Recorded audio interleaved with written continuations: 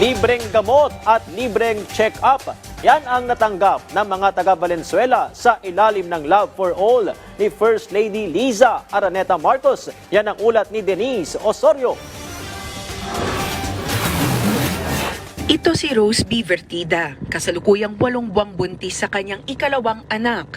Umaabot ng 2,000 ang pagpapacheck up sa kanyang OB-GYN kada linggo para siguraduhin ang kalusugan ng kanyang dinadala. Nakakatulong din to para sa mga mahirap na hindi kayang magpa-check up sa mga may mga bayad.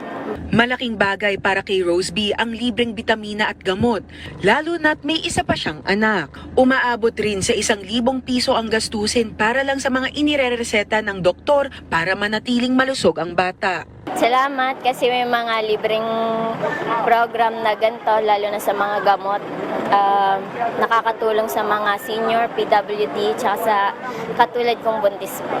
Si Precious Bolivar naman, agad nagpunta sa Disciplina Village, Valenzuela City nang mabalita ang pupunta ang Love for All sa kanila. First-time mother siya at bitbit niya ang kanyang 2 buwan na anak. Aniya, hindi madali bilang first-time mother kapag nagkakasakit ang maliit na sanggol. Nakakatipid kahit para sa gamot ng bata. Dagdag pa ni Precious, malaking tulong ang libreng pa-check-up at libreng gamot at ang mabigyan ng maayos na reseta ng gamot ang kanyang anak. Pati siya mismo nakakuha ng libreng mga bitamina para sa kanyang sariling kalusugan dahil nagpapasuso pa siya sa baby niya. Laking pasasalamat niya sa administrasyon ni Pangulong Ferdinand R. Marcos Jr. Thank you po kasi kahit paano may ganito, nakakatulong sa amin.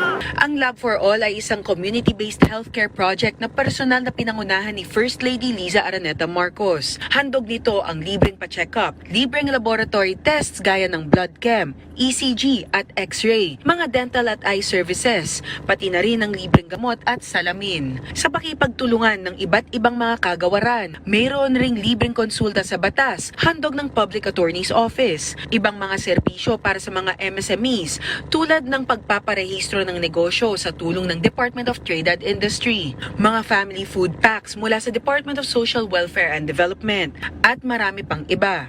Ayon kay First Lady Liza Araneta Marcos, ito ang munting handog ng pamahalaan na mas mapalapit ang mga serbisyo ng gobyerno sa publiko. Small time lang itong namin, but it's so nice to see everybody coming to help the people of Valenzuela. Ang Disciplina Village ang pinakamalaking housing project sa buong Pilipinas na mayroong 3,000 pamilya, kasama na ang mga senior citizens at mga solo parents.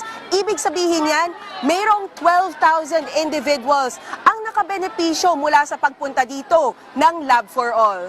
Denise Osorio, para sa Pambansang TV, sa Bagong Pilipinas.